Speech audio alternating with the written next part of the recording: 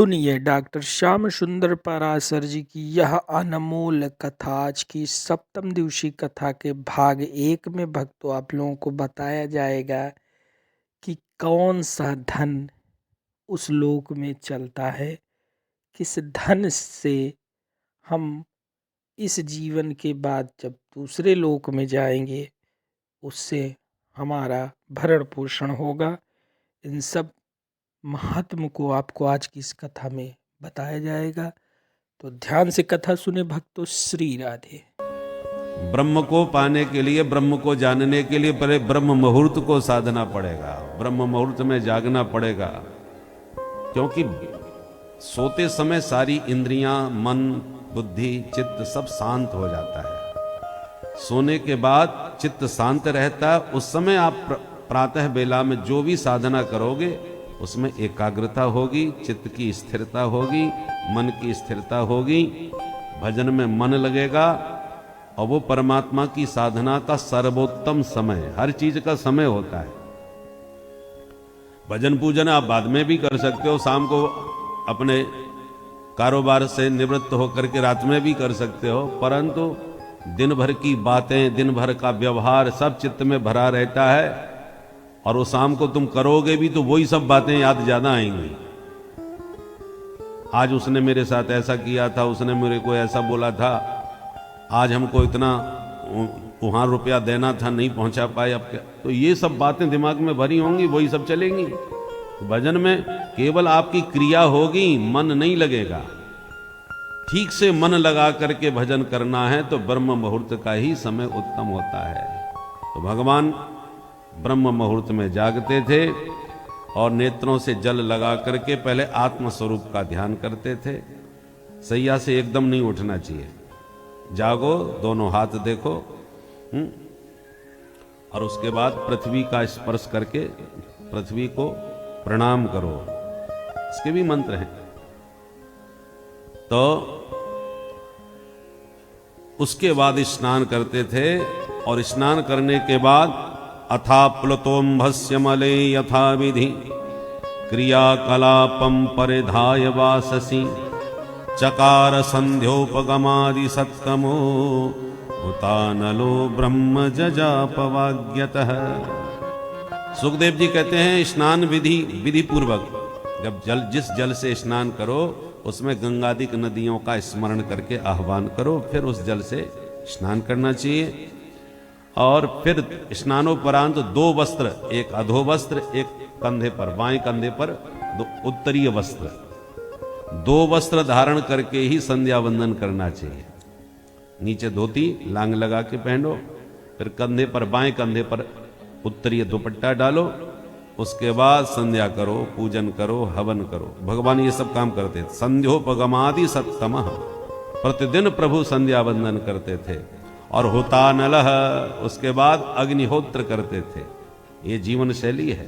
सनातन धर्म के मनुष्यों को ऐसे जीना चाहिए। आजकल हम संध्या वंदन भी भूल गए। गायत्री मंत्र तो आजकल छोटे छोटे बच्चों को भी कंठस्थ करा दिया जाता है। सबसे ज्यादा विडंबना गायत्री मंत्र की हुई है। बोलो राधे राधे राधे। जबकि मंत्र राज है।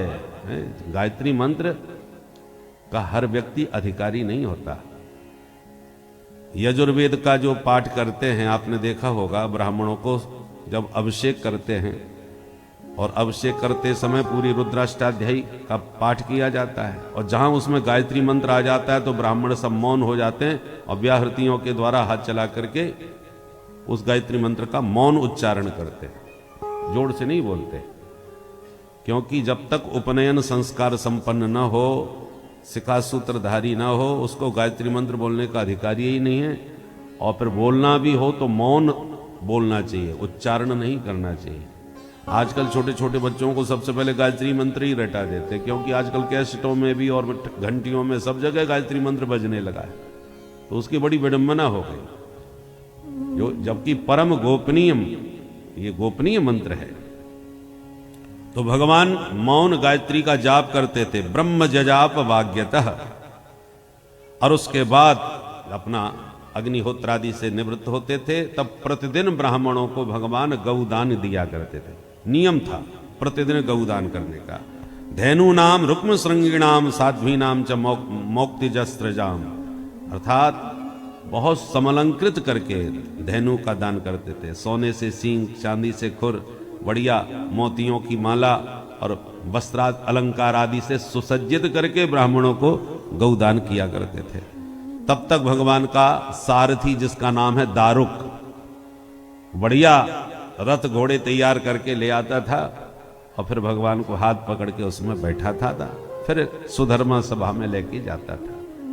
जैसे बाबूजी सब नहा धो करके नाश्ता पानी करके फ्री हो जाते हैं तो तुरंत ड्राइवर गाड़ी लेके आ जाता है और फिर ऑफिस में लेके जाता है, ऐसे दारुक सारथी भगवान को हाथ पकड़ के रथ में बैठा करके ले जाता। भगवान के रथ में 4 घोड़े लगते थे जो उच्चई श्रवा के समान परम सुंदर और दिव्य वायु वेग से चलने वाले थे। उनके घोड़ों के नाम था सुग्रीव, मेघपुष्प, बलाहक और सैव्य। ये 4 घोड़े भगवान के बड़े ही अद्भुत थे, जिनको दारुक सारथी रथ में लगा करके लाता था, फिर सुधर्मा सभा में ले जाता था। एक दिन भगवान सुधर्मा सभा में जैसे ही पहुंचे तो एक ने पत्र ला करके दिया। भगवान ने कहा, उद्धव पता लगाओ किसका पत्र है, कहां से आया है। उद्धव जी ने कहा, सरकार ये पत्र कुछ राजाओं ने आपके पास गुप्त रूप से भेजा है। कहां की राजा है? बोले महाराज ये जो जरासंध है ना, इसने युद्ध करके सभी राजाओं को जीत जीत करके अपने यहां जेल खाने में डाल रखा है। इस समय जरासंध के जेल खाने में 20,800 राजा बंदी बने पड़े हुए हैं। बड़ी दुर्गति उनकी हो रही है। जरासंध ने सबका सर्वस्व हरण कर लिया उन राजाओं का। उन राजाओं ने गुप्त रूप से यह पत्र आपके पास भिजवाया है कि हम आपकी शरण में प्रभु, इस पापी जरासंध के आतंक से हमें मुक्त करो। भगवान उस दूत जो पत्र लेके आया था उससे कहा कि जाओ उन राजा से कहना चिंता न करें, हम बहुत जल्दी उन्हें मुक्त करने आ रहे हैं। तो दूत चला गया। इतने में नारद जी आ गए, उन्होंने भी पत्र दिया। आप कहां से पधारे हो? बोले मैं पांडवों का पत्र लेके आया हूं प्रभु।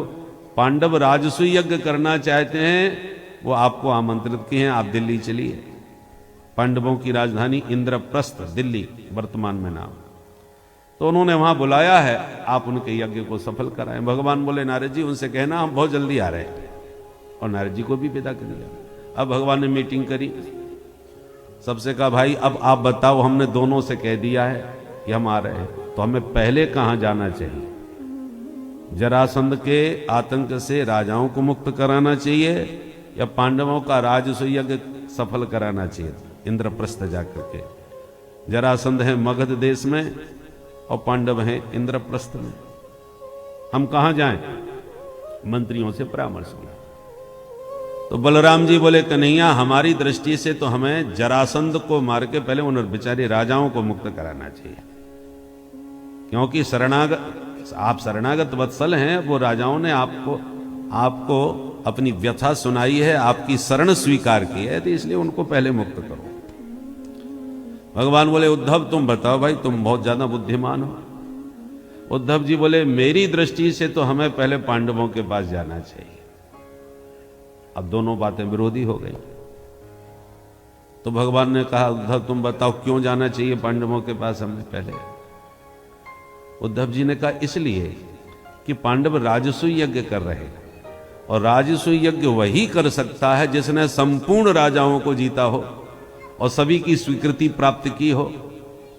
एक भी राजा ने यदि आपको स्वीकृति नहीं दी तो आप राजसूय यज्ञ कर ही नहीं सकते। और मुझे पक्का विश्वास है जरासंध कभी स्वीकृति नहीं देगा। वो बहुत अहंकारी है, वो किसी की अधीनता कभी स्वीकार नहीं करेगा। और इसके लिए पांडवों को जरासंध को जीतना ही पड़ेगा राजसूय यज्ञ सफल करने के लिए। तो सरकार जब आप यज्ञ में जाओगे, यज्ञ का ही अंग है सभी राजाओं से स्वीकृति लेना, स्वीकृति के लिए जरासंध से लड़ना ही पड़ेगा। तो जब लड़ाई होगी, जरासंध को जब जीता जाएगा तो राजा तो अपने आप ही मुक्त हो जाएंगे। उसके लिए हम अलग से राजाओं से मुक्त कराने के लिए जरासंध से युद्ध क्यों करें? हमारा तो पहले ही बहुत दिनों से युद्ध चल रहा है उससे। भगवान प्रसन्न हो गए, उद्धव तुम सचमुच बड़े बुद्धिमान हो, बहुत उचित परामर्श दिया तुमने। भगवान ने उद्धव जी के परामर्श को महत्व दिया और कुछ यदुवंशियों को द्वारका की रक्षा का भार सौंपकर प्रद्युम्न के नेतृत्व में, और फिर भगवान अपने परिकर के साथ पहुंच गए पांडवों के यहाँ। पांडवों ने जोरदार स्वागत किया और वही समस्या सुनाई। भगवान बोले सुनो, युद्ध में जरासंध को कोई नहीं जीत सकता, उसके पास अपार सेना है, बड़ा भारी सैन्य बल है। उसने 20,000 राजाओं को जीत के उनकी सारी सेना इकट्ठी कर रखी है, उसको कोई नहीं हरा सकता। अब जरा सोचिए, महाभारत के युद्ध में केवल 18 अक्षौणी सेना थी, वो भी दोनों पक्ष की मिला के। 11 अक्षौणी कौरवों की और 7 अक्षौणी पांडवों की, दोनों को मिला के 18 अक्षौणी सेना हुई। किंतु जरासंध ने जब भगवान की मथुरापुरी पर हमला किया, क्योंकि जरासंध कंस का ससुर था, भगवान ने कंस को मारा तो वो बैरी बन गया। उसने 17 बार हमला किया मथुरा पर, और प्रत्येक बार 23 अक्षौणी सेना के साथ आक्रमण किया। हर बार उसके पास 23 अक्षौणी सेना हुआ करती थी। सोचिए कितनी अपार सेना होगी जरासंध के पास। इसलिए भगवान बोले लड़ना ठीक नहीं। ठीक है, तो भगवान बोले एक काम करो, तुम अर्जुन और भीम को मेरे साथ भेज दो, बाकी हम निपटा लेंगे। तो भीम अर्जुन के साथ भगवान चले। भीमसेन से कहा ये गदा यहीं छोड़ो। प्रभु तो हम लड़ने जा रहे हैं, क्या करने जा रहे हैं? भगवान बोले तुम कुछ पूछो न बोलो, हम जो कहें बस वो करो। ठीक है। प्रभु ने कहा ये सब कपड़े उतारो और बढ़िया पंडित जी बन के चलो। ठीक है, तो तीनों पंडित जी बन गए, अर्जुन, भीम और द्वारकाधीश, और सीधे पहुंचे मगध देश में राजा जरासंध के महल में। दरवाजे पर आवाज लगाई, भिक्षाम देहि, ब्राह्मण आए हैं, सेवा करो। जैसे गंगोत्री जमुनोत्री के पंडित पुजारी आते हैं ना, तो गंगोत्री के पंडा जी आए हैं। तो जरासंध स्वयं आया, ब्राह्मणों को देखकर स्वागत किया। आइए आइए विप्रवर, स्वागत है आपका। कहिए भिक्षा में आप क्या पसंद करेंगे, क्या लेंगे प्रसाद में? भगवान बोले तो हम जो लेंगे आप वही देंगे? बिल्कुल। देखो महाराज, मेरे ऊपर ब्राह्मणों का बहुत आशीर्वाद है। आपने द्वारकाधीश कृष्ण का नाम सुना तो होगा? भगवान बोले हाँ, बहुत अच्छी तरह। अरे महाराज, उसने 17 बार मुझे हराया, बहुत खतरनाक है।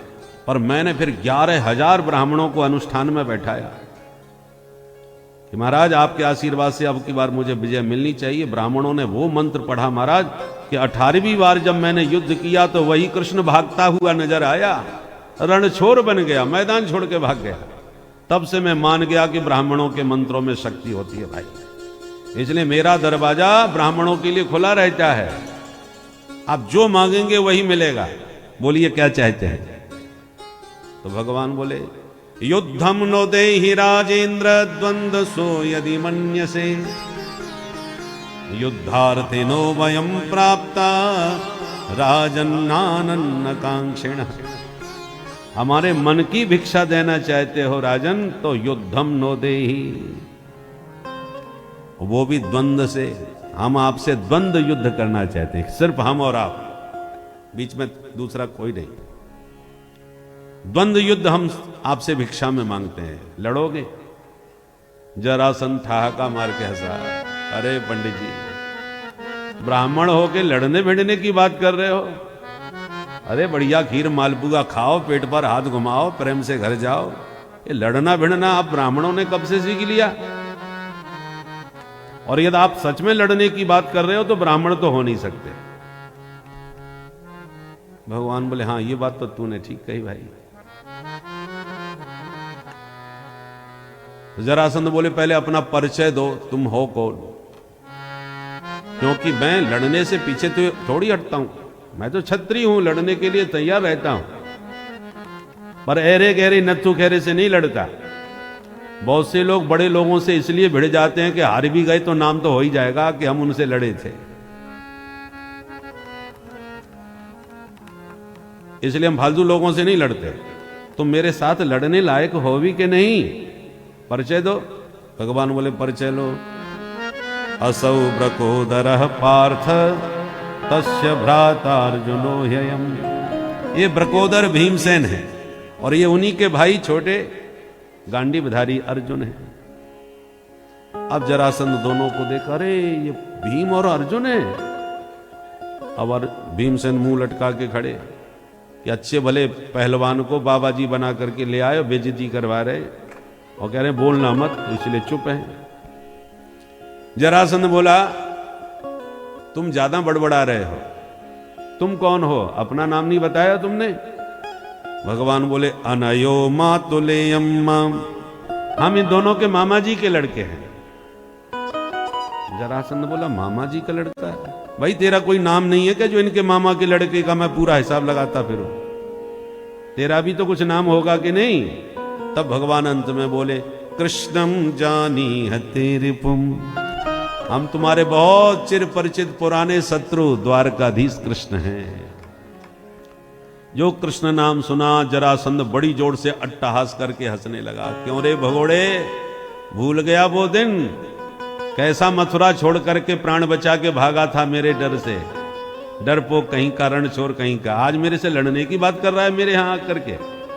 न त्वया भीरुणायोत से युद्ध विक्लव चेतसः मथुराम स्वपुरीम त्यक्त्वा समुद्रम शरणंगतः। तेरे जैसे भीरु माने डरपोक से मैं कभी नहीं लड़ सकता, जो अपनी जन्मभूमि मथुरा को छोड़ के समुद्र की शरण लिए बैठा है, समुद्र में घुसा बैठा है। ये तो ऊपर से कह रहा है और मन में सोच रहा है इसने 17 बार हराया था मेरे को, और ले दे के ब्राह्मणों के आशीर्वाद से एक बार जीत गया हूं तो जीत ही बनी रहने दो, दोबारा इससे भिड़ना ही नहीं है, नहीं तो जिते जिताए पर पानी और भर जाएगा। इसलिए बोला ना ना तेरे से तो मैं कभी लड़ ही नहीं सकता, तो मैदान छोड़ के भाग जाए उससे क्या लड़ना। भगवान बोले चलो कोई बात नहीं, हम डरपोक सही, तो अर्जुन तो ठीक रहेंगे। बोले अर्जुनो न भवेद योद्धा, ये कोई योद्धा थोड़ी है 1.5 हड्डी का। हाँ थोड़ा धनुष्बाण बढ़िया चला लेता, बाकी लड़ना भिड़ना थोड़ी आता है इसको। भगवान बोले तो भीम दादा तो बढ़िया हैं। तब बोला हाँ भीमस्तुल्य बलो मम, भीमसेन को मैं मानता हूं, वो मेरी बराबरी का है, इससे मैं लड़ सकता हूं। अब जब थोड़ी सी तारीफ कर दी भीमसेन की जरासंध ने, तो भीमसेन तन के खड़े हो गए, बारे हम हमारे सामने ये दोनों ही बच्चे हैं। तो जब अकड़े सीना तान के खड़े हो गए तो भगवान समझ गए। जरासंध ने 2 गदाएं ला करके सामने रख दी, भीम जो पसंद हो उठा लो। तो एक गदा भीमसेन ने, दूसरी जरासंध ने उठाई और कूद पड़े मैदान में। भयंकर युद्ध। जब दोनों की गदाएं आपस में टकराती थीं तो आग की चिंगारियां निकल पड़ती थी, इतने महाभट्ट थे दोनों के दोनों। भयंकर युद्ध हुआ। सुबह से शाम तक युद्ध चलता और शाम को सूर्यास्त होते युद्ध विराम। जरासंध सबको मेहमानों की तरह अपने भवन में लाता, भोजन कराता। भीमसेन को जहां भी युद्ध में चोट लग गई हो उसका राजवैद्य से इलाज करवाता, खिला पिला के सबको सुलाता। बिल्कुल भाइयों की तरह सब मिलजुल के रहते थे। यह है धर्म युद्ध। दिन में एक दूसरे के काल बन के कूद पड़ते, शत्रु बन के, और शाम को बिल्कुल भाइयों की तरह एक दूसरे की प्रशंसा। भीमसेन बोले हमने युद्ध बहुत किए पर तुमसे युद्ध करने में एक अलग ही आनंद आ रहा है, आज बराबर का कोई वीर मिला है। जरासंध भी भीमसेन की तारीफ करता है कि हाँ तुमने वो दाव जो लगाया वो बड़ा खतरनाक दाव था, पर मैंने भी काट दिया। माने जहां जहां युद्ध में जो विशेषता जिसके अंदर नजर आती वो एक दूसरे की तारीफ भी करते थे। पर 27 दिन इस प्रकार से बीत गए। 27 दिन तक युद्ध चला और 27वें दिन के युद्ध में भीमसेन की इतनी पिटाई हुई कि उनकी नस नस ढीली पड़ गई। रात में तो सब खा पी के तान दुपट्टा खर्राटे बजा के सोए गए। अब भीमसेन को नींद ना आवे, दर्द के मारे करवट बदले। जब आधी रात हो गई, 12 बज गए, तो धीरे से खड़े हुए और भगवान द्वारकाधीश के पास जाकर के उन्हें जगाए, हिलाए। भगवान एकदम हड़बड़ा के खड़े हुए, अरे दादा अभी तक आप सोए नहीं, अरे आराम करो, तभी तो विश्राम पूरा शरीर को मिलेगा, नहीं तो कैसे लड़ोगे फिर ऐसे जागते रहोगे तो। भीमसेन बोले तुम्हें तो बहुत बढ़िया नींद आ रही होगी ना, तुम कितने नटखट हो कृष्ण। हम 3 आए थे एक साथ और तुम दोनों ने मिलके मेरे को भिड़ा दिया उसके साथ। दिन भर मेरी पिटाई देखते हो, खा पी के तान दुपट्टा सोते हो, मुझ पर क्या बीत रही है कभी पूछते हो। 27 दिन हो गए, दिन रात मेरी हालत क्या हो रही है। भगवान बोले दादा कैसी बात कर रहे हो, आप हमारे बड़े भाई हो, महान वीर हो, आप जैसे महान वीरों को हम कल के बच्चे क्या सिखाएंगे, क्या बताएंगे।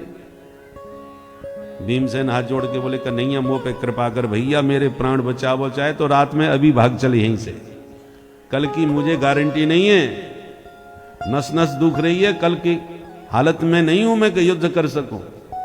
भगवान समझ गए अकल ठिकाने आएगी, तो पूरे शरीर पर हाथ फेरा, चिंता मत करो दादाजी, रात भर में आप ठीक हो जाओगे। प्रभु के कर कमल का स्पर्श पा करके सारा दर्द दूर हो गया। भगवान बोले दादा अब तक आप अपनी मर्जी से अपने ढंग से लड़ रहे थे, कल का युद्ध मेरे कहने से एक बार और कर लो। ठीक है कन्हैया तेरी इच्छा है तो कल और सही। भगवान बोले युद्ध तो करना था, पर तनिक हमें भी देख लिया करो, आप तो भिड़े ही रहते हो, हमारी तरफ देखते ही नहीं। अरे मां मनुस्मर युद्ध च तस्मात् सर्वेषु कालेषु, आप युद्ध भी करो और मेरा स्मरण भी करो भाई। तो जब 28वें दिन का युद्ध हुआ तो हर दाव पेच पर भीमसेन भगवान की ओर देख लेते, महाराज ठीक लड़ रहा हूं ना। पर जितनी बार देखा उतनी बार भगवान ने एक तिनका उठाया और चीर के रख दिया। जब बार बार यही संकेत मिला तो भीमसेन समझ गए, ऐसा दाव लगाया कि जरासंध नीचे गिरा, और जैसे नीचे गिरा तुरंत उसके पैर को अपने पैर से दबा लिया, दूसरा पैर पकड़ के ऐसा झटका मारा कि गुदतः पाटयामासा शाखा में महागजः, जैसे गजराज वृक्ष की शाखा को चीर डालता है, ऐसे भीमसेन ने जरासंध को बीच में से चीर के 2 टुकड़ों में फेंक दिया और अट्टहास करने लगे, विजय का सिंहनाद करने लगे भीमसेन गर्जना के साथ। और इतने में दोनों टुकड़े खड़े हो गए, फुदकते हुए आए, आपस में जुड़ गए और जरासंध गदा लेके फिर तैयार हो गया। आप तो भीमसेन के होश उड़ गए, हे भगवान, भगवान की तरफ देखे, हे प्रभु ये तो बड़ा विचित्र व्यक्ति है, 2 टुकड़ों में हो गया फिर भी जिंदा हो गया। वो इसलिए हुआ, भगवान ने फिर एक तिनका उठाया, चीरा और विपरीत दिशाओं में यूं फेंका। भीमसेन समझ गए यही गलती हो गई हमसे, उन्होंने चीर के सीधा फेंक दिया था। दोबारा उसी दाव पर फिर पटका, फिर उसी तरीके से चीर के 2 टुकड़ों को विपरीत दिशाओं में फेंका, दोबारा वह जीवित नहीं हो सका और जरासंध मारा गया। बोल भक्त वत्सल भगवान की जय। जरासंध के पिता थे बृहदरथ, इनकी 2 रानियां थीं पर इनके कोई बच्चा नहीं हुआ। तब एक संत की शरण में गए, संत ने फल दिया, महारानी को खिला दो बेटा हो जाएगा। संत के आशीर्वाद का फल, अब रानी 2 और फल 1, किसे खिलाएं, घर में ही संग्राम हो जाएगा। जिसको खिलाया वो खुश, नहीं खिलाया वो परेशान करेगी, क्या करें। तो राजा ने कहा झंझट में नहीं पड़ते, चीर करके आधा आधा दोनों को खिला दिया। तो दोनों रानियों के बच्चे तो हो गए पर आधे आधे हुए, एक हाथ, एक पैर, एक आंख, ऊपर से नीचे तक बिल्कुल आधा, और दोनों के आधा आधा। तो दोनों ने उसे मृत बालक समझ करके जंगल में फेंकवा दिया। एक जरा नाम की राक्षसी बड़ी तांत्रिक थी, उसने दोनों टुकड़ों को देखा तो दोनों को लेके आपस में जोड़ा, मंत्र शक्ति से जोड़ करके उसे स्वस्थ बालक करके, और अंत में राजा को ही भेंट कर दिया। तो जरा ने उन टुकड़ों की संधि को जोड़ा था, इसलिए जरासंध उसका नाम पड़ गया। चूंकि इसका जन्म 2 टुकड़ों में हुआ था, इसलिए ये 2 टुकड़ों में विभक्त होकर के भी लड़ने को तैयार हो गया। तो फिर तैयार हो गया था, पर दोबारा उसे विपरीत दिशाओं में फेंकने पर वो मारा गया। भीमसेन की पीठ थपथपाई भगवान ने, और फिर भगवान बंदी गृह में गए, जहां 20,800 राजा बंधक बने हुए थे। भगवान ने सबको बंधन मुक्त कर दिया। सभी राजाओं ने भगवान के चरणों में गिर करके शरणागति ग्रहण करी और स्तुति करी। कृष्णाय वासुदेवाय हरये परमात्मने प्रणतक्लेशनाशाय गोविंदाय नमो नमः। ये श्रीमद् भागवत का सबसे सुंदर मंत्र माना जाता है। हमारे पूज्य श्री देवरहा बाबा सरकार, जो बहुत प्रसिद्ध महापुरुष संतों में हुए हैं, जिनकी आयु का पता ही नहीं लग पाया कितनी उम्र के थे बाबा। कोई 300 साल, कोई 150 साल, कोई माने 90 साल के बुढ़े लोग कहते थे कि इनको, जब हम छोटे बच्चे थे तब महाराज जी को हमने ऐसे ही देखा है, तब से ऐसे ही देख रहे। तो उनकी आयु का पता ही नहीं लगा। वो हमेशा यही मंत्र सबको सुनाया करते थे, कृष्णाय वासुदेवाय। इसलिए जब भी कोई संकट पड़े, इसी के द्वारा भगवान को प्रणाम करके प्रभु से प्रार्थना करना चाहिए कि प्रणतक क्लेश नाशाय। हे प्रभु, आप प्रणत जनों के, प्रणत माने शरण में आए हुए, प्रणत जनों के क्लेशों को दूर करने वाले हैं, नष्ट करने वाले हैं। ऐसे हे गोविंद, हम आपकी शरण में हैं। सभी राजाओं को मुक्त करके भगवान ने राजसु यज्ञ में आने का निमंत्रण दिया। और जरासंध का एक बेटा था सहदेव, भगवान ने उसको राजा बना दिया मगध देश का, क्योंकि वो भगवान का भक्त था, भगवान की शरण में आ गया था। इसलिए उसे राज्य सौंपा और फिर दिल्ली आ गए वापस। अब पांडवों का राजसु यज्ञ निर्विघ्न प्रारंभ हुआ। समस्त भूमंडल के राजा महाराजा, संत महंत, जगतगुरु सब आए हुए थे। इंद्रप्रस्थ में बहुत विशाल यज्ञ हुआ। सारी शक्तियां उस यज्ञ में सम्मिलित हुई। पर पहला प्रश्न खड़ा हुआ कि इन विभूतियों के बीच में सबसे प्रथम पूजन किसका किया जाए। तो सहदेव जी ने खड़े होकर कहा, मेरी दृष्टि में तो भगवान द्वारकाधीश से श्रेष्ठ कोई नहीं हो सकता। पितामह भीष्म ने अनुमोदन करते हुए कहा, बिल्कुल सही कहा, मैं सहदेव के वचन का समर्थन करता हूं। अब जब भीष्म बाबा ने समर्थन कर दिया तो किसकी हिम्मत जो विरोध करे। तो करतल ध्वनि से प्रस्ताव पारित हो गया और द्वारकाधीश का प्रथम पूजन प्रारंभ हुआ। और जैसी पूजन प्रारंभ हुआ कि उसी सभा में बैठा था शिशुपाल। उसने जो देखा, अच्छा तो यही है द्वारकाधीश कि दूल्हा बन के बारात लेके हम आए थे और दोनों लेके ये भाग गए थे।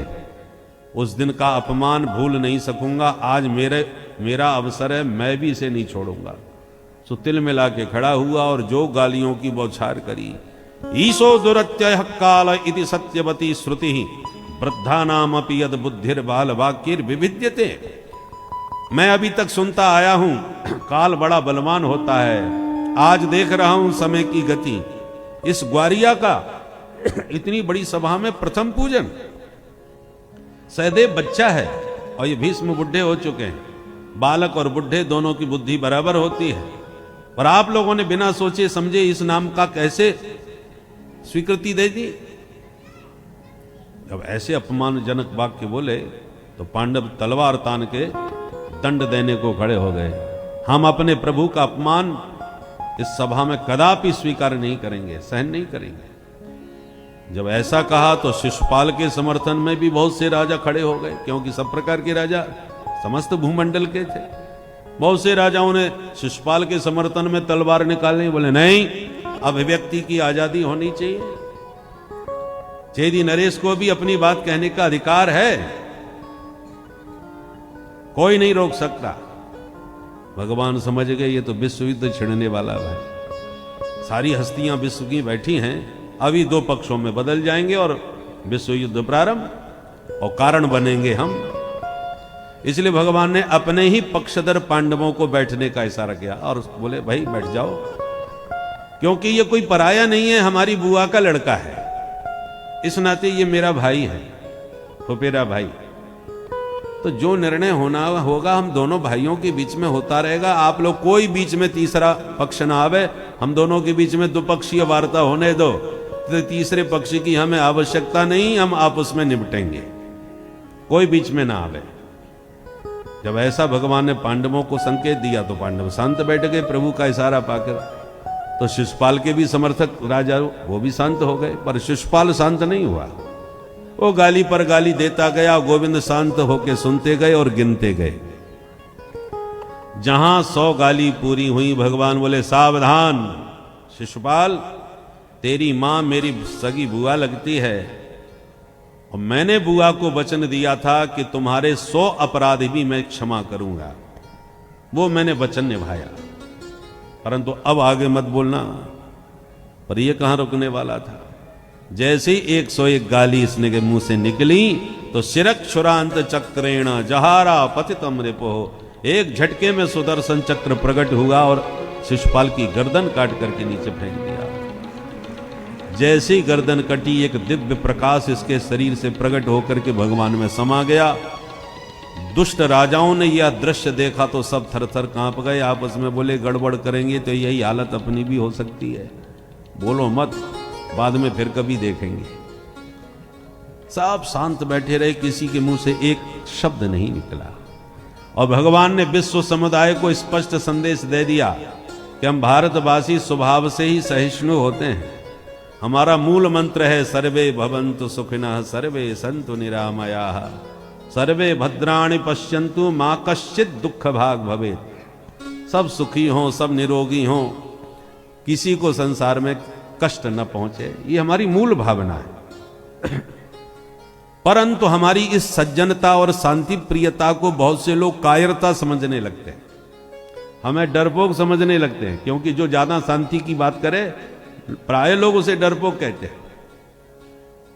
और जब हमारी शांति प्रियता को कोई कायरता समझे, तब हमारे ऋषियों ने एक दूसरा मंत्र भी हमें सिखा दिया कि सठे साठ्यम समाचरे। फिर जो जिस भाषा में समझे उसको उसी भाषा में समझाना भी चाहिए। भैंस के आगे बीन बजाने से कोई फायदा ही नहीं, केवल डंडा दिखा दो सो ही शांत हो जाएगी, वो तुम्हारे संगीत की भाषा नहीं समझेगी। इसलिए हर किसी के सामने एक भाषा का प्रयोग नहीं होना चाहिए। आप सामर्थ्यवान हो, शक्तिशाली हो, फिर आप किसी को क्षमा करोगे तो लोग आपका महत्व समझेंगे। पर आपने अपनी शक्ति का समय पर प्रदर्शन नहीं किया, उसका उपयोग भी नहीं किया और सिर्फ शांति की ही बातें करते गए, तो आप सामर्थ्यवान होते हुए भी कायर सिद्ध हो जाएंगे। क्षमा सोहती उस भुजंग को जिसके कंठ गरल हो, उसका क्या जो दंतहीन विषहीन विनीत सरल हो। जहरीले दांत तोड़ दिए जाएं सांप के, वो सांप किसी मतलब का नहीं रह जाता। और फिर वो सांप अपने मुंह से कहे मैंने आजकल काटना छोड़ दिया है, मैं बहुत सज्जन हो गया हूं। अरे तू काट भी लेगा तो क्या बिगाड़ लेगा, अब तो तेरे दांत ही टूट गए। परंतु विषधर होते हुए भी, विष के दांत होते हुए भी न काटे, तब उसका सज्जनता और क्षमाशीलता शोभा का गुण बनेगा। उसी प्रकार हमारे पड़ोसी देश आतंकवादी भेजते गए और हम लोग शांति के कबूतर उड़ाते रहे। कई दशकों तक ये सिलसिला चलता रहा और वो हमें मन में पक्की तरह कायर समझ बैठे कि ये कुछ कर ही नहीं पाते।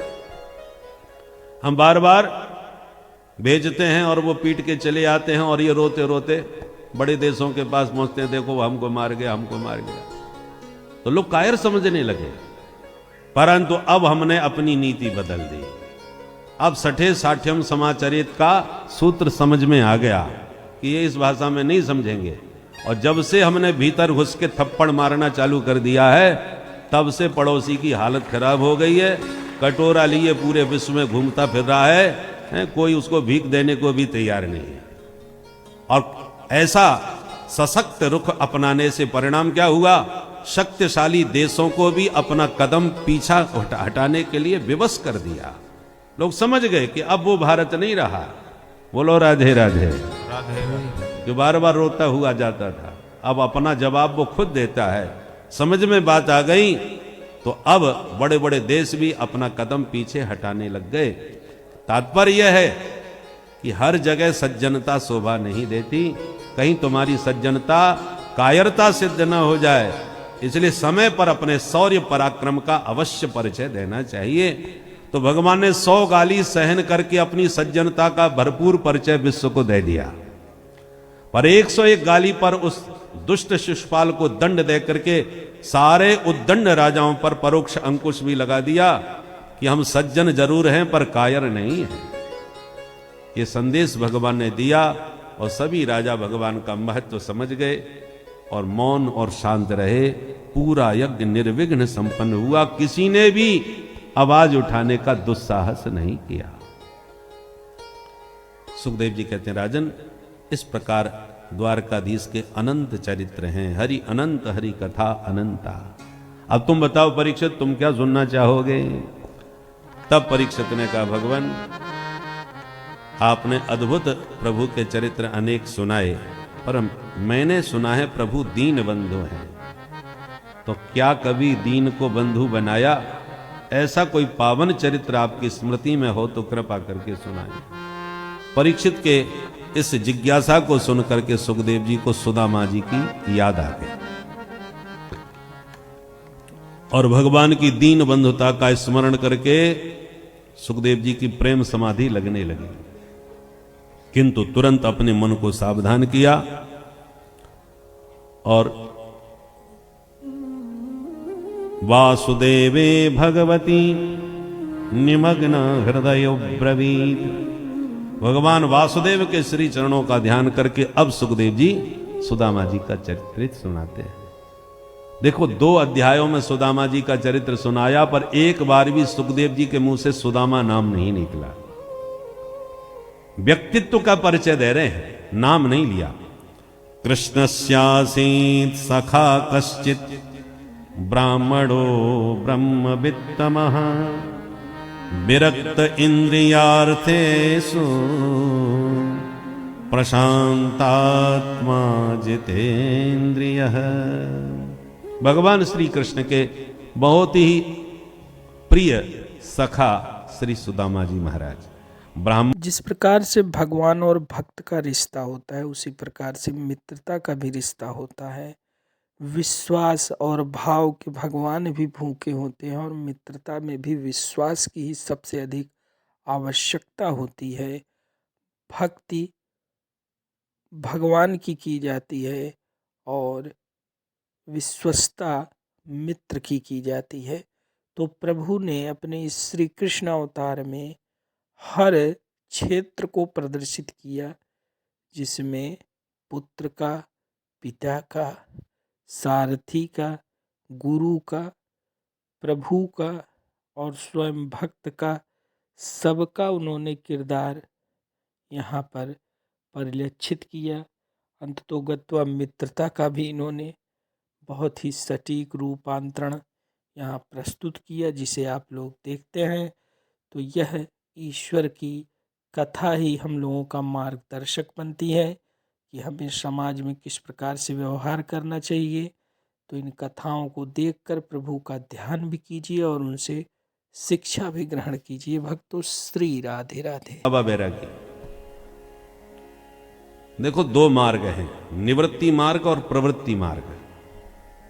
निवृत्ति माने जो संसार को त्याग कर विरक्त होकर के भगवत आराधन कर रहा है, वो निवृत्ति मार्गी संत हैं। और प्रवृत्ति मार्गी वो हैं जो गृहस्थ धर्म का पालन करते हुए भगवान की आराधना कर रहे हैं, वो प्रवृत्ति मार्गी संत हैं। परंतु जो भगवत प्राप्ति में प्रयत्नशील है, वे सब संत हैं, चाहे वो गृहस्थ हो चाहे विरक्त हो। यात्रा की देखो रास्ते अलग अलग हो सकते हैं। जैसे किसी महानगर में घुस करके फिर सीधे बाहर निकलते हैं, भीतर शहर से एक बाईपास होता है, जिसमें शहर की भीड़ से बचने के लिए बहुत से लोग बाईपास निकल के चले जाते हैं। फिर बाद में जाके वो दोनों रास्ते एक हो जाते हैं। शहर के भीतर से जो रास्ता गया है और बाईपास जो गया है, आगे चल के एक हो जाता है। उसी प्रकार जो गृहस्थ मार्ग है, ये शहर के बीच से निकला हुआ रास्ता है, और जो निवृत्ति मार्ग है वो बाईपास रास्ता है। बाद में जाके दोनों एक ही हैं, लक्ष्य दोनों का एक ही है, आगे गंतव्य की ओर। प्रवृत्ति मार्गी संत में गृहस्थ जीवन है। अब गृहस्थ जीवन में गाड़ी बहुत सावधानी से चलानी पड़ती है। पत्नी को, पुत्र को, परिवार को, रिश्तेदारों को, नातेदारों को, सबको लेके चलना पड़ता है। इसलिए भीड़ भरा रास्ता है, इसलिए सावधानी से गाड़ी चलाओगे, फर्राटे से नहीं चलेगी। बाईपास थोड़ा घूम के जाना पड़ता है, परंतु गाड़ी फर्राटे से चलती है, वहां भीड़ नहीं होती ना, इसलिए। उसी प्रकार जो साधु संत हैं वो दुनियादारी से, प्रपंच से मुक्त होकर के पर अपनी मस्ती में जीवन की गाड़ी चलाते हैं, भगवान की आराधना करते हैं। भले ही बाईपास है, थोड़ा लंबा रास्ता पड़ेगा, परंतु टेंशन फ्री। अब गृहस्थ जीवन में थोड़ा भीड़ भरा रास्ता है, इसलिए आप फर्राटे से तो नहीं चलाओगे, बहुत संभल करके गाड़ी चलानी है, एक्सीडेंट से बचना है और सबसे बचा करके अपनी गाड़ी को शहर से पार लगाना है। रास्ते कोई बुरे नहीं, भीतर से जाओगे तो जरा पूरे नगर का दर्शन करते हुए भी तो जाओगे भाई, कैसा बढ़िया शहर है। और बाईपास जाओगे तो दूर से देख लो, भीतर की रौनक थोड़ी नजर आएगी। तो अब आपके हमारे विवेक पर निर्भर है हमें कौन सा रास्ता पसंद है। शहर की सुंदरता को निहारते हुए जाना है भीतर से, कि बाईपास चुपचाप अपने लक्ष्य की तरफ बढ़ना है। अब जिसको जो रास्ता पसंद आवे अपनाओ, बुरा कोई रास्ता नहीं है। धन्यो गृहस्थाश्रम, गृहस्थाश्रम की भी बड़ी महिमा है, क्योंकि गृहस्थ आश्रम से ही सारे आश्रम जुड़े हुए, चाहे वो ब्रह्मचारी हो, चाहे वानप्रस्थ हो, चाहे सन्यासी हो, सबको भोजन तो गृहस्थ ही कराता है। इसलिए गृहस्थ मार्ग की अपनी महिमा है। तो सुदामा जी परम संत हैं, पर गृहस्थ संत हैं, पत्नी है, बच्चे हैं। इसलिए प्रशांतात्मा जितेंद्रिय, प्रशांतात्मा है, परम जितेंद्रिय है। नाम ही इनका सुदामा। सुदामा का अर्थ क्या होता है? दाम माने धन, सुदाम माने सुंदर दाम, सुंदर धन। धन भी सुंदर होता है। हम और आप दिन रात जो दाम कमा रहे हैं, धन कमा रहे हैं, साधु संत इसे सुंदर नहीं मानते। क्यों? क्योंकि इसको कमाने में बड़ा कष्ट उठाना पड़ता है, 8-8 घंटे मेहनत करनी पड़ती है, पसीना बहाना पड़ता है, कोयले की खदान में घुसना पड़ता है, जीवन को संकट में डालना पड़ता है। ऐसी थोड़ी पैसा आता है। कोई भी मार्ग हो, धन पाने के लिए श्रम तो करना पड़ता है। तो आय दुखम, धन की आय तो होती है, परंतु बड़े दुख के साथ, बड़े परेशानी के साथ धन कमाना पड़ता है। और फिर ज्यादा कमा लो तो दुखम जब परिरक्षणे, सुरक्षा में भी बड़ा टेंशन होता है। नगद ज्यादा नहीं रख सकते, रखेंगे तो कहीं चोरी ना हो जाए, डकैती ना पड़ जाए, किसी को भनक ना पड़ जाए, कोई मांगने ना आ जाए। कई प्रकार के टेंशन होते हैं। धन यदि ज्यादा हो आपके पास तो रात में नींद ठीक से नहीं आती, नेक खट्ट भाई तो पट्ट से आंख खोल के देखते हैं कौन घुसाया। चैन से सो नहीं सकते, निश्चिंत होकर के कहीं घूम नहीं सकते, पैसा पड़ा है। बैंक में ज्यादा डाल दो तो टैक्स से ज्यादा रहना पड़ेगा। स्विच बैंक में सप्लाई कर दो तो भगवान जाने वहां से भी कब फाइल में नाम आ जाए। तो पैसा कहीं भी रखो, आपको चैन से सोने नहीं देगा। तो खर्च कर देते हैं, बढ़िया भागवत हो रही है, चलो इसमें इतना हम भी लगा देते हैं। बोले नहीं नहीं साहब, इतना खर्चा हो जाएगा। खर्चा करने में भी बड़ा कष्ट होता है। तो कमाने में भी कष्ट, रखने में भी कष्ट, खर्चा करने में तो बड़ा कष्ट, हर समय ये कष्ट देता है। इसलिए संत इसको सुंदर धन नहीं मानते। आए दुखम व्यय दुखम, दुखम च परिरक्षणे। तो सुंदर दाम कौन सा है? जिस दाम को कमा करके भक्तिमती मीरा मस्त हो करके गाने लगी। पायो जी माने राम रतन धन पायो, पायो जी माने राम रतन धन पायो, पायो जी माने राम रतन धन पायो, पायो जी माने राम रतन। कहां से पाया? मीरा जी पता बता रही है। वस्तु अमोलक दीन्ही मारे सदगुरु। वस्तु अमोलक गुरुदेव भगवान के द्वारा ये नाम प्राप्त होता है। सदगुरु वस्तु अमोलक दीन्ही मारे सदगुरु।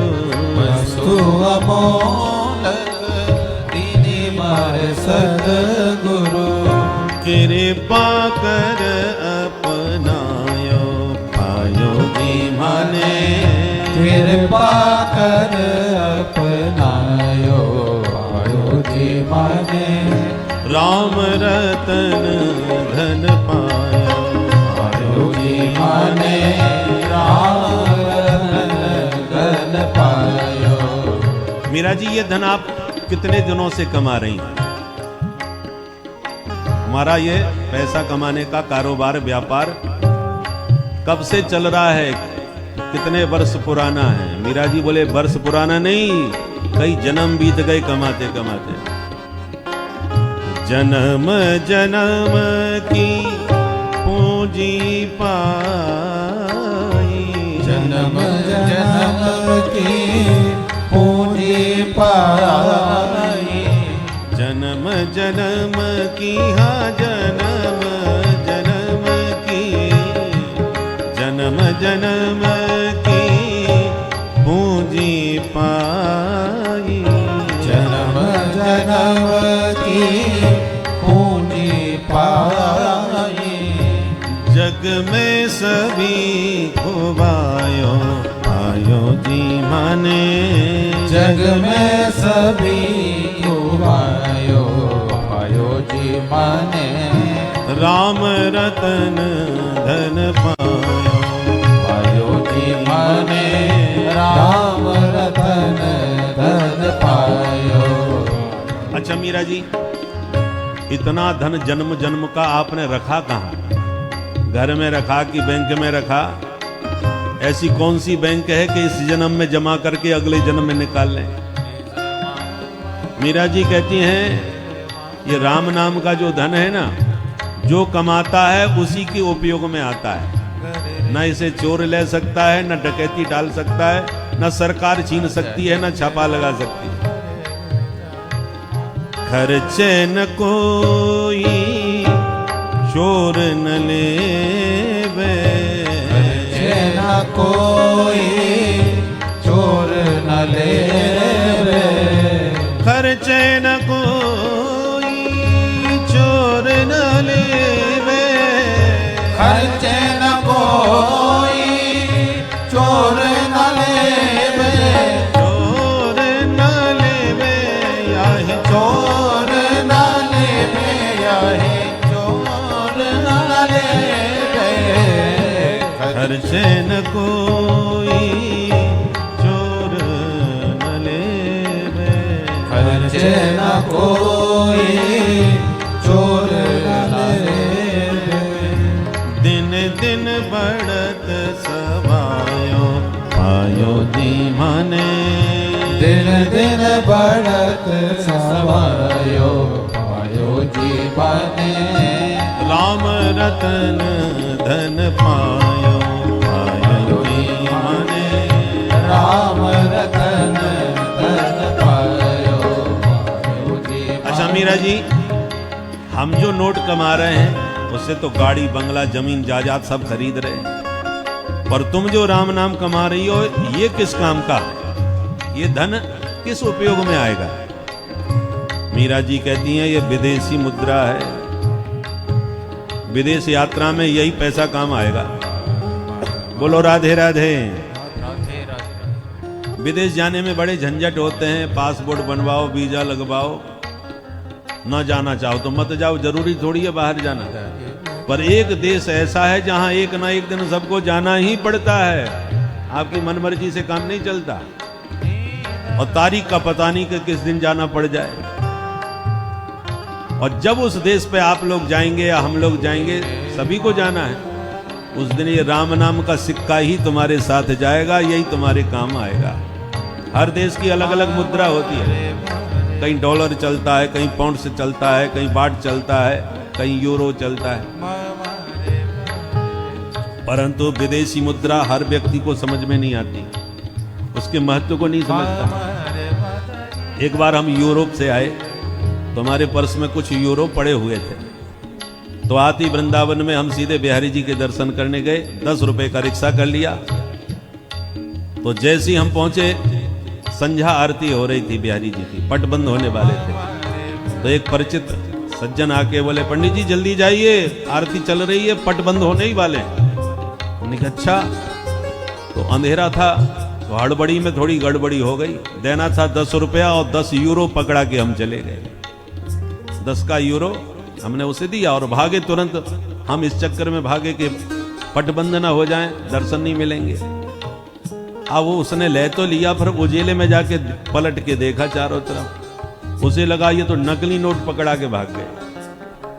अब वो नहीं समझ पाया ये क्या है। वो भागता हुआ मंदिर में ही हमारे पीछे पहुंच गया और हाथ पकड़ के बोला, महाराज गरीब आदमी हूं, आप हमको नकली नोट पकड़ाया है। हमने नकली नोट बताओ जरा। उसने दिया। हमने हाँ हाँ बिल्कुल सही कहा भैया तूने। तुरंत हमने उसको असली नोट पकड़ा दिया 10 का। वो खुश होके चला गया। हमने सोचा उसी समय यदि इसको कीमत का पता चल जाता, 90 रुपए का 1 यूरो था, हम उसको 10 यूरो पकड़ा के आए। 10 रुपए के रिक्शा के बदले में 10 यूरो। यदि उसे मूल्य का पता होता तो भागता, हमको उसके पीछे भागना पड़ता, वो थोड़ी हमारे पीछे भागता हुआ आता। पर नकली नोट समझ करके उसका मूल्य नहीं समझा और वापस लौटा करके असली लेके खुश हो गया। बाद में यदि उसे पता चलेगा कि मैंने कितना कीमती नोट लौटा दिया, तब बेचारे को पछतावा होगा। पर नकली समझ के लौटा गया, इसलिए उसे कोई कष्ट नहीं, आराम से प्रसन्न होकर चला गया असली लेकर के। उसी प्रकार राम नाम के सिक्का की कीमत सबको नहीं मालूम। जिन साधु संतों को इसकी कीमत का पता चल जाता है कि विदेश यात्रा में यही सिक्का चलने वाला है, तो सारी दुनिया से मन हटा करके राम नाम के धन को कमाने में ही साधु संत जुट जाते हैं। राम नाम के हीरे मोती मैं बिखराऊं गली गली, वो हीरे मोती कमाने में लग जाते हैं। मीरा जी कहती हैं इसलिए राम नाम का सिक्का सबको समझ में नहीं आता। सत की नाव खेवटिया सदगुरु, सत की नाव केवटिया सदगुरु, सत की नाव खेवटिया सदगुरु, सत की नाव केवटिया सदगुरु। भव सागर तर जायो आयो जी माने, भव सागर तर जायो आयो जी राधे। राम रतन धन पायो आयो जी माने, राम रतन धन पायो पायो जी माने। राम रतन धन, राम रतन धन, राम रतन धन पायो। बोल बंसी वाले की जय। तो भगवान का नाम ही संतों का दिव्य रत्न होता है, जो इस देश में भी चलता है और उस देश में भी चलता है। जो मुद्रा पावरफुल होती है वो सब जगह चल जाती है, कमजोर मुद्रा सब जगह नहीं चलती। तो राम नाम का सिक्का इतना कीमती है कि जो राम नाम जापक संत होते हैं उनका दबदबा यहाँ भी होता है और वहां तो होता ही है। विदेश यात्रा पर तो वो काम आएगा ही आएगा। परंतु जिन फक्कड़ों के पास राम नाम के अलावा कुछ भी नहीं है, उन फक्कड़ों के पास इस जगत में भी बड़े बड़े सम्राट सिर झुका करके आशीर्वाद लेने के लिए पहुंचते हैं। हमारे प्रेमानंद जी महाराज देखो वृंदावन में आजकल छाए हो गए, केवल राधे राधे राधे राधे करते हैं, राधे राधे जपते हैं, राधे राधे लोगों को जपाते हैं। और बड़े बड़े हस्तियां, बड़े बड़े लोग उनके चरणों में आकर के नाक रगड़ते हैं। आजकल जो वृंदावन में आते हैं हमारे पास फोन करते हैं, वो बिहारी जी के दर्शन की नहीं पूछते, बोले बाबा के दर्शन करा दोगे क्या, ये पूछते हैं हमारे। ऐसा प्रभाव उनका है। तो साधु संतों के पास कुछ नहीं होता, राम नाम के अलावा क्या है, पर सिक्का है हमारा, चलता है यहां भी और वहां भी। तो ये धन जिसके पास है वही है सुदामा। सुदामा जी के पास दुनियादारी का धन कुछ नहीं, पर राम नाम के परम धनी है, इसलिए भगवान इनको अपना मित्र कहते हैं। परमात्मा जिसको अपना मित्र बनाए उससे बड़ा धनवान कौन होगा। पर दुनिया वालों को नहीं मालूम, और न दुनिया वालों को बताते हैं सुदामा जी के कृष्ण हमारे मित्र हैं, किसी को नहीं बताते, और तो और पत्नी को ही नहीं पता।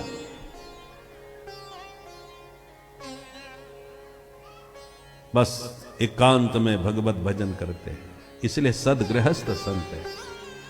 पर ये दुनिया वाले हैं ना, ये बाहर की चकाचौंध से ही प्रभावित होते हैं। जो असली भजनानंदी है उनको पहचान ही नहीं पाते। बस जिसके पास वैभव है, धन है, लक्ष्मी है, बस उसी को महत्व देते हैं, चाहे साधु संत ही क्यों ना हो। पैसा बिन बाप कहे बेटा ही कपूत भयो, पैसा बिन भाई कहे बंधु दुखदाई है, पैसा बिन नारी कहे निखट्टू के पाले पड़ी, पैसा बिन सास कहे कहां को जमाई है, पैसा बिन यार बास, पैसा बिन भगिनी पास, पैसा बिन देव नहीं करते सहाई है, कहते गरीब दास पैसा तुम राखो पास, और पैसा बिन मुर्दे ने लकड़ी नहीं पाई है। ये दुनिया तो पैसे की है। टका धर्मः टका कर्मः टका ही परमम तपः, यस्य ग्रहे टका नास्ति हा टका टक टकायते। जिसके पास टका नहीं है वो टकटकाता रहे, कोई उसे घास नहीं डालता, कोई उससे बात करना पसंद नहीं करता। ये संसार की सच्चाई है। सर्वे गुणाः कांचनमाश्रयन्ति, सारे गुण सोने में। आपके पास पैसा है, वैभव है, लक्ष्मी है, तो अब महामूर्ख भी सही लोग आपकी खूब जय जयकार करे, साहब उनसे बड़ा उदार मना कोई नहीं, उन जैसा महापुरुष कोई नहीं। बस जेब अच्छी भर दो, आप बढ़िया सा लिफाफा पकड़ाते जाओ, जो जितना मांगे देते जाओ, फिर देखो आप कुछ भी, सारे गुण आप में नजर आने लग जाएंगे, सारी विशेषताएं आप में दिखने लग जाएंगी। पर सुदामा जी इस दुनियादारी से बिल्कुल दूर, और ऐसे महान पुरुष होने के नाते सुखदेव जी ने मूल में सुदामा जी का नाम अपने मुंह से नहीं लिया, क्योंकि हमारे यहां एक विशेषता है कि हम श्रेष्ठ जनों का नाम प्राय नहीं लेते। उनके पद से, उनके अन्य उपाधियों से हम उनका परिचय देते हैं। मंत्री जी आए हैं, सीएम साहब आए हैं, विधायक जी आए हैं, एमएलए एमपी आए हैं, परंतु हम उनका नाम, ये कोई पद के नाम से लोग पहचान भी जाते हैं, नाम लेना आवश्यक भी नहीं होता, लोगों को से परिचय हो जाता है। परंतु शंकराचार्य जी आए हैं, अब शंकराचार्य पद है, नाम थोड़ी है, परंतु स्वामी जी का नाम नहीं लेते, और प्राय लोगों को नाम पता भी नहीं होता, और शंकराचार्य जी नाम पर्याप्त है। ऐसे ही कुछ नाम ऐसे होते हैं जिनको लेना भी नहीं चाहिए। आत्म नाम, गुरोर नाम, नामातिक्रपणस्य च श्रेयस कामो न गृहणीयात् ज्येष्ठापत्य कलत्रयो। ये 6 नाम नहीं लेने चाहिए। अपना नाम जल्दी से नहीं लेना चाहिए। अब कहीं परिचय हो, अपरिचित जगह पे जाओ तो नाम लेना ही पड़ेगा, पर प्रयास यह करना चाहिए अपने मुंह से अपना नाम हमको न लेना पड़े।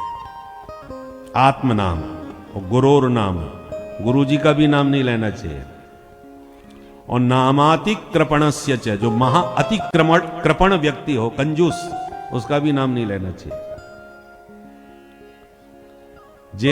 और ज्येष्ठापत्य कलत्रयो हो, ज्येष्ठ अपत्य माने बड़ा बेटा, अपने बड़े बेटे, छोटे बेटे का नाम ले सकते हो, बड़े बेटे का नाम नहीं लेना चाहिए। पर आजकल तो बड़े छोटे सब एक ही होते हैं, सएव ज्येष्ठा सएव कनिष्ठा।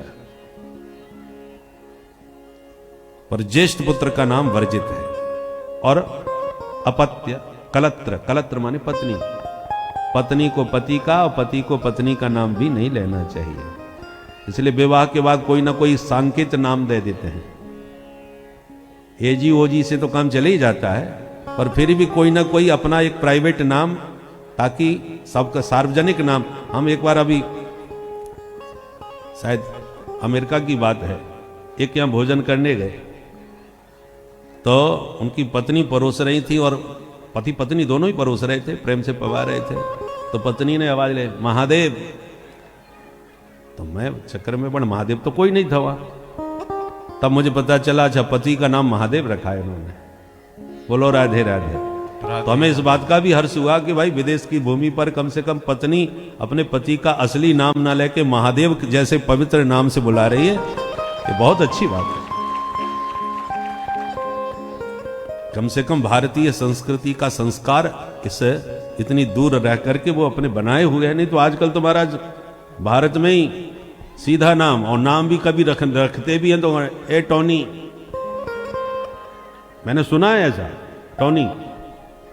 हमने कहा ये टोनी तो कुत्ते को बुलाते हैं प्राय, टोनी बोनी तो कुत्ते का नाम रखा जाता है।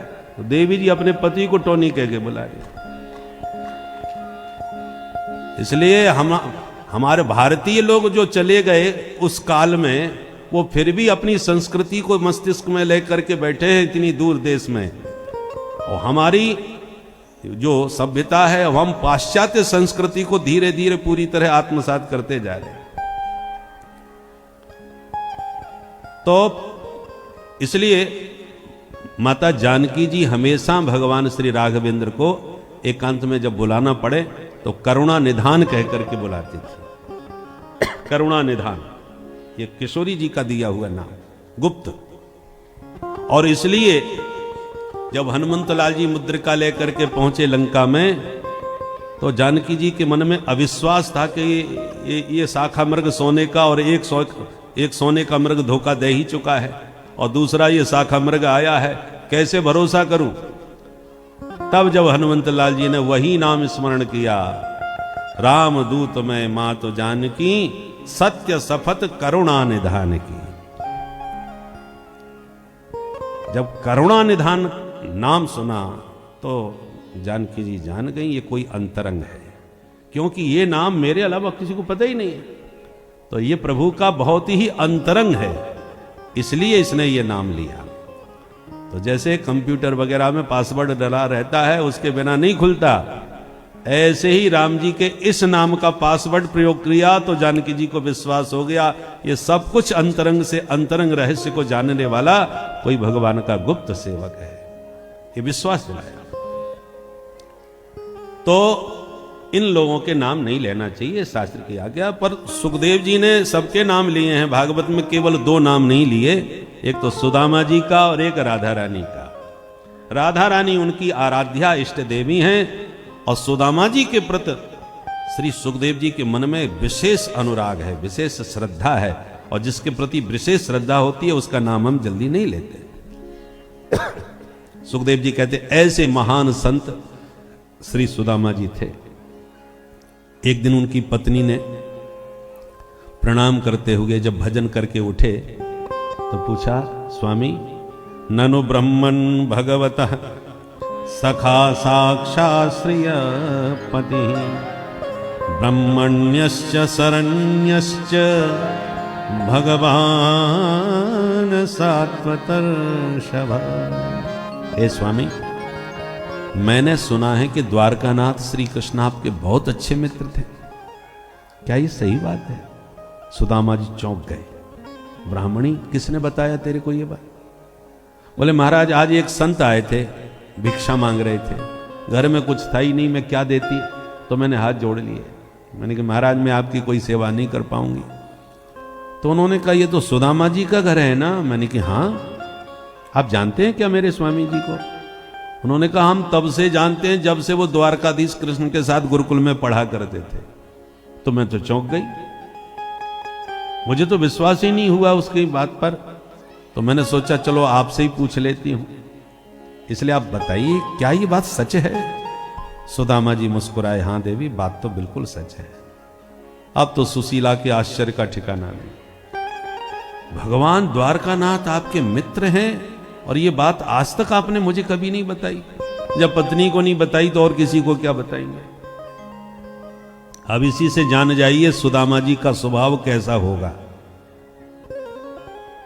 अन्यथा मुख्यमंत्री जी भी यदि हमारे सहपाठी रहे हों, अरे सहपाठी होना तो बहुत दूर की बात, गलती से हाथ मिलाते फोटो भी हम खिंचवा लें तो फेसबुक में छा जाते हैं कि देखो हमारी पहुंच कहां तक है। बड़े व्यक्तित्व से नाम जोड़ना कौन नहीं चाहता। आजकल तो लोग फोटो का ही प्रभाव दिखाते रहते हैं, चाहे गलती से भी कैसे भी जुगाड़ करके फोटो खिंच जाए और उसी से प्रभाव जमा लेते हैं। परंतु धन्य है सुदामा जी, जिनके घनिष्ठतम मित्र होकर के भी आज तक उन्होंने कभी किसी को नहीं बताया। सुशीला बोली, यदि ये बात सच है तो मेरी एक प्रार्थना है। क्या? एक बार आप उनके दर्शन करने जरूर जाओ। आपके मित्र हैं और आपके मन में कभी इच्छा नहीं होती उनसे मिलने की। तो सुदामा जी के मन में उमंग उठने लगी मिलने की। और उमंग किस बात की? अयम ही परमो लाभ उत्तम श्लोक दर्शन। बहुत दिनों की मन में उमंग थी कि कभी जाके कृष्ण से मिलूं, परंतु यही सोच के रह जाता कि ब्राह्मणी जाने नहीं देगी, दुखी होगी, अकेली कैसे रहेगी, इतनी दूर की यात्रा पैदल करके कहाँ जाऊंगा, कहाँ भटकूंगा। परंतु आज ब्राह्मणी खुद कह रही है कि जाओ, इसका मतलब प्रभु याद कर रहे हैं। और बरसों के बाद मुझे अपने सखा का दर्शन मिलेगा, इससे बड़ी मेरी संपत्ति और क्या हो सकती है। अच्छा ब्राह्मणी तू कहती है तो चला जाता हूं, परंतु एक बात बता, क्या लेके जाऊंगा? हाथ तो खाली है, घर में कुछ है नहीं, और रिक्त हस्त जाना नहीं चाहिए। कुछ स्थान ऐसे होते हैं जहां खाली हाथ जाना ठीक नहीं होता। मंदिर में दर्शन करने जाओ तो पत्र पुष्प जो में सामर्थ्य हो कुछ चढ़ाना चाहिए। संतों से मिलने जाओ, गुरुजनों से मिलने जाओ, सत्संग में जाओ, तो जो कुछ भी सामर्थ्य हो कुछ न कुछ देना चाहिए। तो मैं क्या लेके जाऊंगा बता? ब्राह्मणी ने कहा चिंता न करो, घर में तो कुछ नहीं है, पर मैं कुछ न कुछ व्यवस्था बनाती हूं। तुरंत सुशीला जी गई। याचित्वा चतुरो मुष्टि विप्रां प्रथुक तंडुला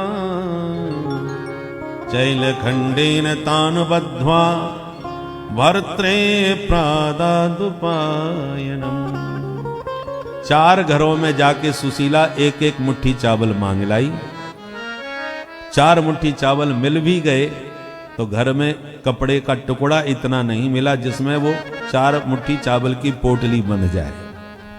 एक बहुत जीर्ण शीर्ण हजारों छिद्रों से युक्त एक धोती मिल गई पुरानी।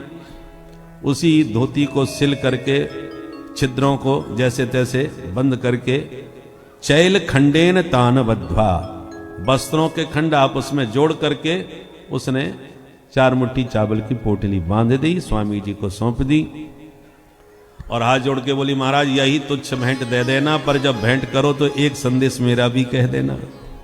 क्या कहना है बोल?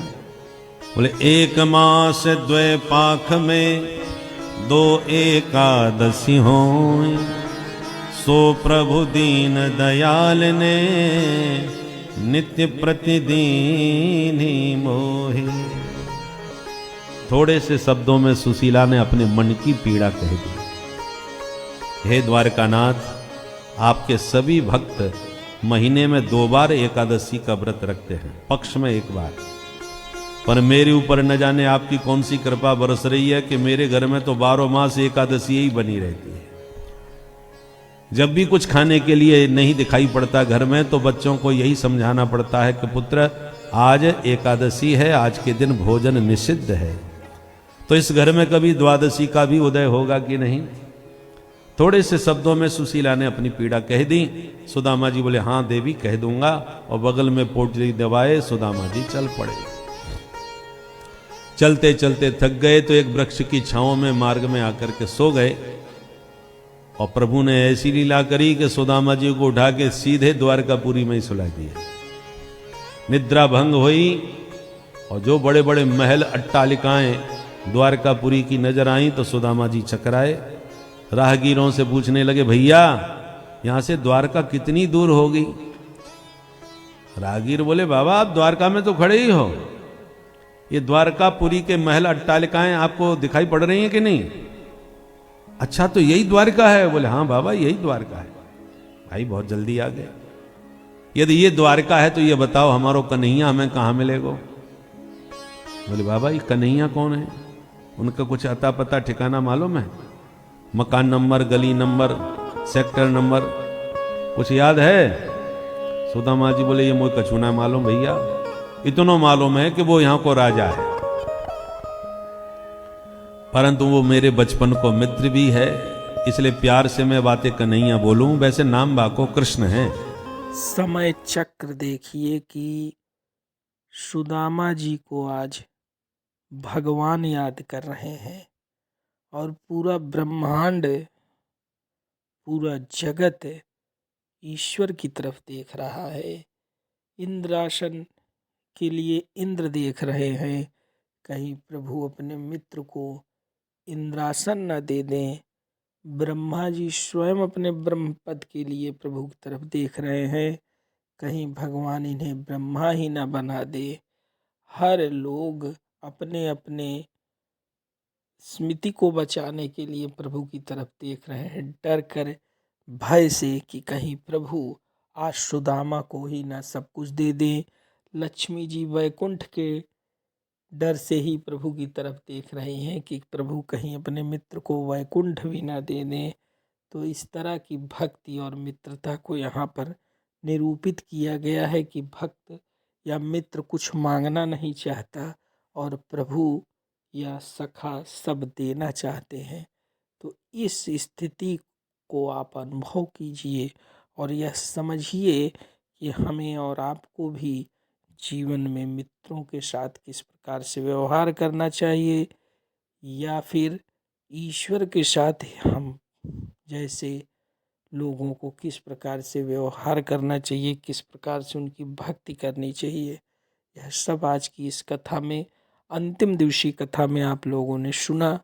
और महात्म में ही शुरू में कहा गया है कि यदि आप बीच में और कथाएं न सुन पाए हों, किंतु सप्तम दिवसीय कथा यदि आपने सुनी है तो उससे आपको सभी लाभ प्राप्त होंगे। भक्तों तो प्रेम से बोलें श्री राधे राधे। तुम बता दो कि तुम्हारे बचपन के मित्र ब्राह्मण सुदामा मिलवे क्यों आए? हो तो क्या आप हमारे महाराज के मित्र हो? बोले हाँ बिल्कुल। आप तो बता दो, वो मिलवो चाहेंगे तो मिल लेंगे, नहीं मिलेंगे तो चल देंगे। अच्छा ठीक है, विराजो महाराज, हम सूचना देते हैं। भगवान द्वारकानीथ के, द्वारकाधीश के द्वारपाल हैं, जानते हैं कि एक से एक विचित्र विभूतियां आती हैं, कुछ किसी की लीला रहस्य समझ में तो आता नहीं। तो द्वारपाल ने भीतर जाके प्रभु को नमन करते हुए कहा, भगवान इस दास को इस दरबार की सेवा करते बहुत वर्ष बीत गए, और जो विभूति आज हम देख रहे हैं दरवाजे पर, ऐसी विभूति पहले कभी कोई देखने को नहीं मिली। ऐसा कौन है भाई? द्वारपाल ने पूरा चित्रण किया, परिचय दिया।